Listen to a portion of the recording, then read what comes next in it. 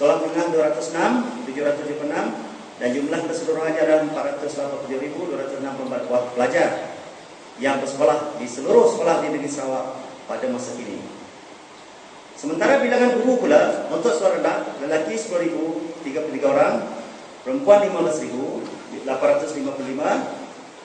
sekolah menengah lelaki 5.000 lebih, perempuan 9.000 lebih, dan jumlah guru yang ada di Sarawak sekarang adalah tidak termasuk yang dipostingkan pada bulan April dan Juni tadi. Itu tak termasuk 15.990 dan perempuan 25.000. Ini bermakna guru perempuan ni lebih ramai berbanding dengan guru lelaki lah. Baik, ini data. Dan sekolah rendah mengikut grade. Jenis sekolah kategori A 391 buah, B 220, sekolah kurang murid A 265 dan sekolah kurang murid B 388, menjadikan 1264. Sementara sekolah menengah 132 grade A dan 53 grade B 185. Kemudian ini yang saya nak maksud. Setelah kita berkenalan dengan sekolah-sekolah tadi, inilah harapan DPS Sarawak supaya guru-guru yang bakal ditempatkan di sekolah pedalaman nanti, apakah keperluan dan juga ekspektasi yang perlu ada sebelum ditempatkan di situ. Jadi timbul persoalan di sini adalah, yang pertama, apakah keperluan yang perlu ada pada setiap orang guru sebelum ditempatkan di sekolah-sekolah ini, terutamanya sekolah-sekolah pendalaman, iaitu isunya. Yang kedua, apakah ekspektasi Kementerian Pelajaran Malaysia ataupun guru tersebut semasa berkhidmat di sekolah tersebut. Maknanya ada dua harapan dan juga harapan KPM dan juga keperluan yang perlu ada oleh pada para seorang guru. Baik, apabila saya membuat sedikit temu bual dengan guru-guru yang berada di sekolah pedalaman, sebab tahap pengetahuan pelajar-pelajar di kawasan pedalaman ini berada pada paras sederhana. Bukanlah rendah, bukanlah tinggi, dia berada pada paras sederhana. Dan ini memerlukan seseorang guru mempunyai pengetahuan yang luas dalam bidang yang nak diajar. Kalau boleh menjiwai terus bidang tersebut supaya dapat dikongsikan dengan pelajar-pelajar dan guru-guru di sekolah.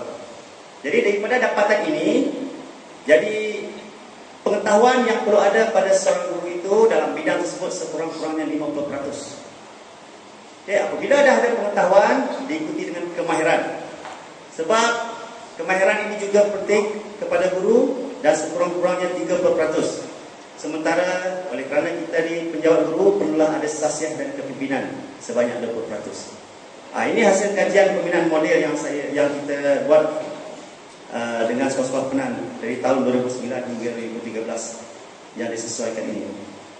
Baik, inilah keperluan yang perlu ada. Kemudian keperluan kepada Kementerian Pelajaran Malaysia dan JPNS, bagaimana nak mengisi jawatan-jawatan tersebut, kerana guru-guru di kawasan luar bandar ni berlaku mobiliti yang agak tinggi. Begitu juga dengan pengkhususan mereka. Jadi manakah guru yang perlu berada di sekolah tersebut untuk mengajar mata pelajaran tersebut. Baik, ini kotanya. Kota dan pengisian guru rendah dan menengah harian. Sekolah kebangsaan negeri Sarawak diperuntukkan sebanyak 20,002 orang kota untuk sekolah rendah. Dan telah pun diisi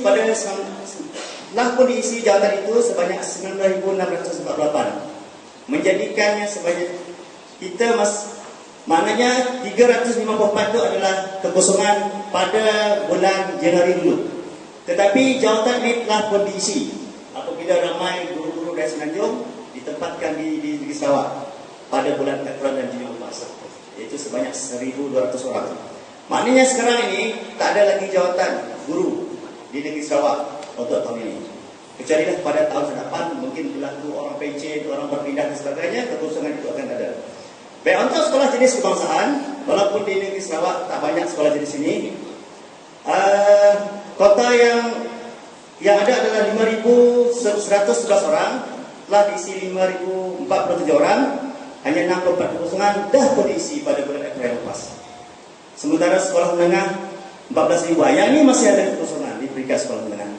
Mungkin orang JPN boleh bantu saya nantilah. Jadi sekolah menengah masih ada kekosongan 364 orang. Sekolah rendah kekosongannya tidak ada lagi, melainkan ada pertambahan jawatan pada tahun hadapan. Baik, isu dan cabaran. Apakah isu dan cabaran guru-guru yang nak ditempatkan di kawasan pendalaman ini. Yang pertama, memantapkan pengurusan sekolah pendalaman negeri Sarawak. Semalam dah pun dijelaskan oleh yang berbahagia pengarah IPG Kampus Sarawak. Bagaimana cara nak memantapkan pengurusan sekolah pendalaman yang merupakan isu dan cabaran utama guru-guru besar yang mengajar di kawasan pendalaman. Dan ini adalah taburan sekolah-sekolah bandar, dua bandar yang saya highlightkan di sini adalah P1, P2 dan P3. Maknanya di negeri Sarawak masih lagi banyak sekolah kategori ini. P1 221 buah sekolah, P2 123 buah sekolah, dan P3 88 buah sekolah. Maknanya sekolah di kawasan P ini masih banyak. Sementara sekolah menengah kita hanya ada P1 10 buah, P2 tak ada, P3 2 buah. Okay, 2 buah sekolah di kawasan P3. Penempatan guru baik. JPN mengatur strategi untuk menempatkan guru mengikut keperluan dan juga pengurusan mereka. Dan penempatan guru di sekolah pendalaman yang dibuat pada tahun 2010 hingga 2012 menunjukkan data itu meningkat dari tahun ke tahun. Pada tahun 2010, luar bandar 220, pendalaman P1 hingga 3 265, terutamanya di daerah Barang dan Belaga. 2011 345, pendalaman 365, dan seterusnya bertambah pada tahun 2012 432 luar bandar, 467. Jadi maknanya peningkatan dari tahun ke tahun penempatan guru di kawasan-kawasan luar bandar, khususnya di kawasan pendalaman. Perpindahan guru. Jadi apabila kita melihat perpindahan guru ini, insentif ataupun allowance sukar 1.500 P3 itu bukan lagi merupakan satu yang diminat oleh guru ini. Dulu mungkin. Sekarang apabila kita lihat data ini, perpindahan cikgu untuk keluar itu meningkat dari tahun ke tahun. Cuba kita lihat pada tahun 2010. 2010 yang mohon keluar adalah sebanyak 581 orang. Meningkat pada tahun 2011. Seterusnya meningkat pada tahun 2018. Seterusnya meningkat pada tahun 2012. Maknanya peningkatan cikgu untuk keluar daripada kawasan pendalaman itu masih tinggi. Okay? Sementara yang nak masuk semakin berkurangan. Tetapi oleh kerana permintaan permohonan yang pindah itu terlalu banyak, JPN mengambil langkah untuk meluluskan tidak semua yang mohon pindah itu diluluskan. Jadi data menunjukkan sebanyak 19% saja diluluskan pada tahun 2010, 2011 21%, dan 2012 15%. Maknanya masih ada lagi guru-guru yang tak dapat diluluskan perpindahan disebabkan oleh pengisian jawatan yang amat berhak di kawasan bandar. Baik, isu dan cabaran yang kedua, SKM. Okay, sekolah kurang murid. 51.6% atau 653 buah sekolah rendah masih ada di negeri Sarawak. Dan bilangan murid di bawah 150 orang itu ada kategori SKM di Malaysia lah. Jadi kalau pelajar di kurang 150, sekolah itu dikategorikan sebagai SKM. Okay, baik.